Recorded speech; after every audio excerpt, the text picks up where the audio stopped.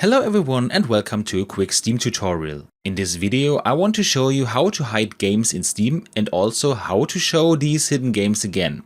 To do this I go on Steam and click on my library. Now I select the game I want to hide and right click.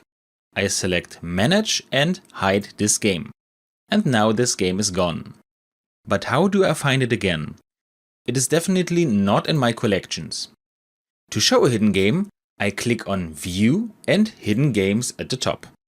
Here I right click on the game I don't want to hide anymore and choose Manage and Remove from Hidden. And now I can find the game in my library again. And that's all you need to know. I hope you enjoyed the video and I'll see you again in the next tutorial. Until then, your tutorial guy. Bye.